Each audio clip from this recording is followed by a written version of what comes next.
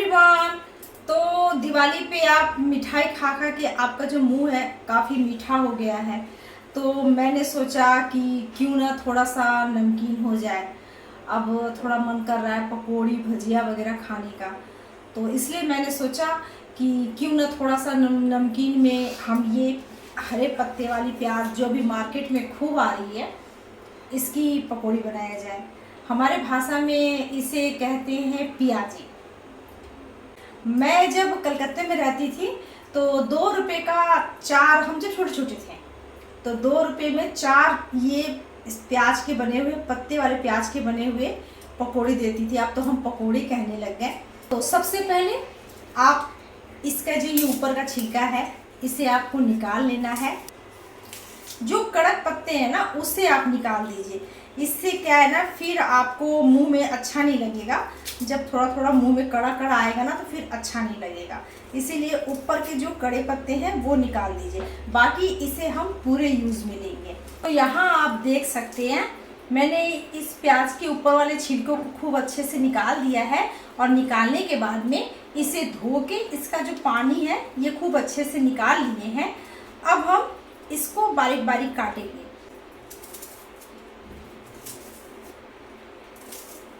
इसे इस तरह कर लीजिए क्योंकि ये मोटा है। इस तरह हमने कर लिया। करने के बाद में ये देखिए ऐसे। तो यहाँ आप देखिए मैंने प्याज को ऐसे काट लिया इसमें डालने के लिए, ताकि इसका स्वाद और बढ़ जाए। लहसुन, हरी मिर्च, अदरक, इन तीनों को आप इसमें डाल के खूब अच्छे से पेस्ट बना लीजिए। ये जो पेस्ट है हम इसमें डालेंगे।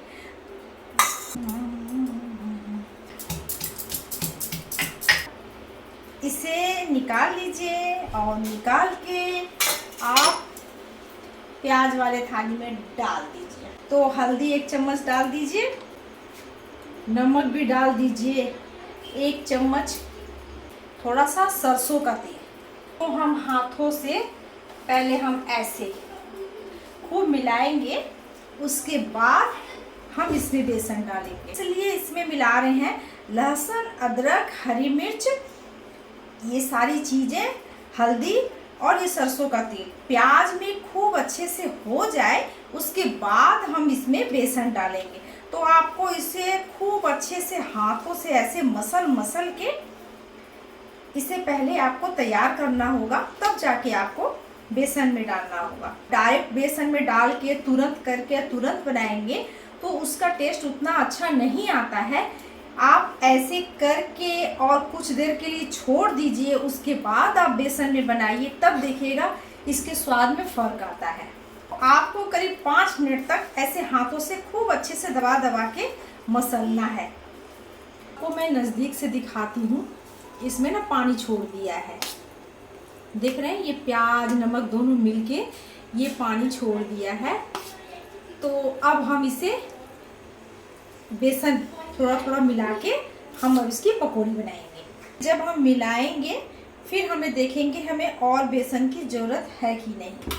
ऐसे में वीडियो बनाने स्टार्ट करी, लाइट चली गई थी, अब लाइट आई है, पटाखे भी बज रहे हैं बाहर, देख लीजिए।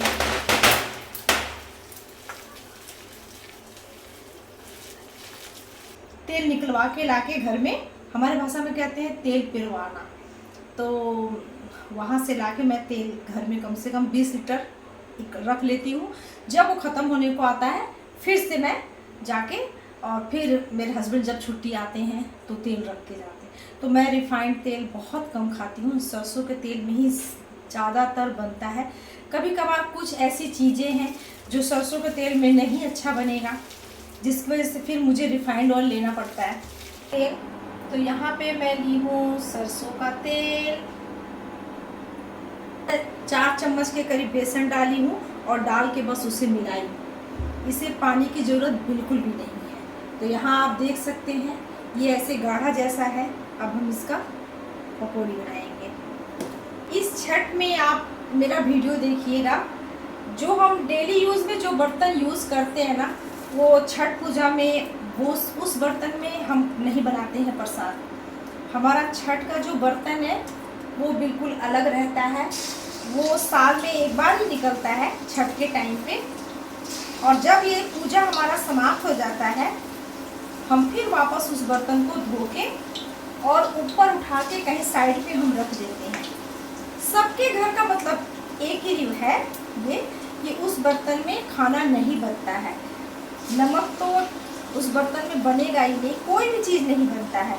बस छठ माता का जो प्रसाद होता है ना, वही बनता है। खीर, रोटी, दूध और जो हमारे ठेकुआ, खजूरी, बस वही बनता है। पूड़ी बनती है और फिर उसको हम उठा के रख देते हैं। फिर जब ये छठ पूजा आता है, फिर उसको उतारा जाता है। अब कल परसों से हम अब शुरू कर देंगे, उस बर्तन को उतारेंगे, फिर उसको खूब रगड़ रगड़ के धोएंगे। और वो बनती है मिट्टी के चूल्हे पे। अगर आपको मिट्टी का चूल्हा बनाने आता है तो आप मिट्टी के चूल्हा पे कर लीजिए, नहीं तो नया ईंट रख के उसके ऊपर भी बनता है।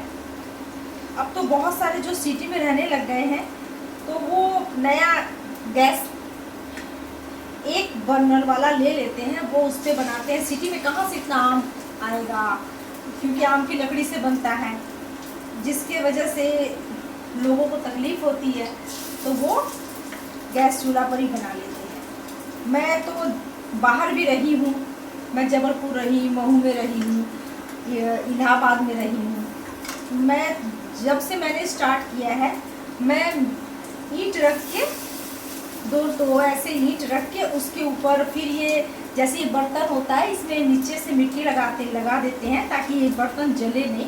और मैं वैसे ही छठ पूजा का प्रसाद बना लेती हूँ। यहाँ भी अभी हस्बैंड मेरे छुट्टी आए थे दुर्गा पूजा के टाइम पे, तो वो नई ईंट रख के गए हैं, आम की लकड़ी कटवा के रख के गए हैं ताकि मुझे प्रॉब्लम ना हो। तो कल से मैं अब नीचे गोदाम में रखा हुआ है हमारे, कल से हम लेके आएंगे वो आम की लकड़ी, उसको छत के ऊपर रखेंगे ताकि धूप में वो खूब अच्छे से सूख जाए। जब हम जलाने बैठे तो हमें तकलीफ ना हो, क्योंकि अगर ठीक से नहीं वो सूखा हुआ रहता है तो बहुत धुआं देता है।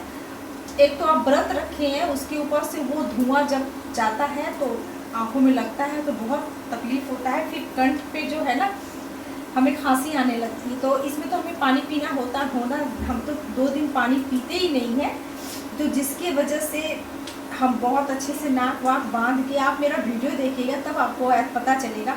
हम तो यहाँ पे इतना बोल भी रहे हैं, वो प्रसाद बनाते वक्त हम बोलेंगे ही नहीं, क्योंकि उसमें ऐसा डर रहता है ना कि प्रसाद बनाते वक्त हम जब बातें कर रहे हैं तो थूक चला जाएगा। इसलिए वो प्रसाद बनाते वक्त एकदम से मुंह बंद करके और प्रसाद बना लेते हैं। तो आप मेरा वीडियो जरूर देखिएगा। जो छठ माता का जो प्रसाद होता है, और 2 सूप होती है बांस की, अब तो लोग पीतल की भी सूप कर लिए हैं, और टोकरी होती है, उसी में सारा चीज़ रख के सर के ऊपर लेके जाना होता है। हस्बैंड रहते साथ में तो थोड़ा सपोर्ट मिलता, तो मैं छत के ऊपर ही ऐसे ईंट से घेर के नीचे प्लास्टिक रख के उसके अंदर पानी डाल के खड़े होके वहीं पे मैं अर्घ दे देती हूँ सूर्य भगवान को। तो ये जो पूजा है सूर्य भगवान का है, ये शाम के टाइम पे डूबते हुए सूरज को और दूसरे दिन उगते हुए सूरज को फल फ्रूट से अर्घ दिया जाता है।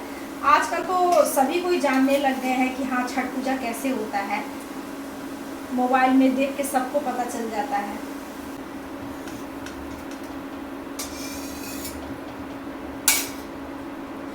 तो यहाँ आप देख रहे हैं मैंने इसे निकाल लिया है। अब जो एक बार का और है, यहाँ पे आप देख सकते हैं, इसे हम निकालेंगे, फिर हम प्लेट में सर्व करेंगे, फिर आप देखिएगा।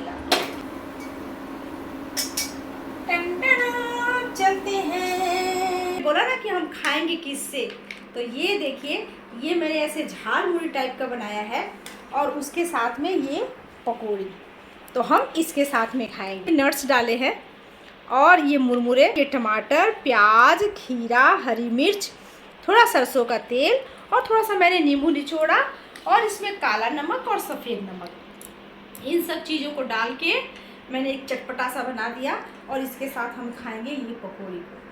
तो अब खाने से पहले आपने अगर मेरे चैनल को सब्सक्राइब नहीं किया है तो प्लीज़ सब्सक्राइब कर लीजिए और बेल आइकन को ऑन कर लीजिए, ताकि जब भी मैं कोई नया वीडियो डालूँ आपके पास तुरंत पहुंच सके। तो अब हम मिलते हैं कुछ नई रेसिपी के साथ, तब तक के लिए धन्यवाद।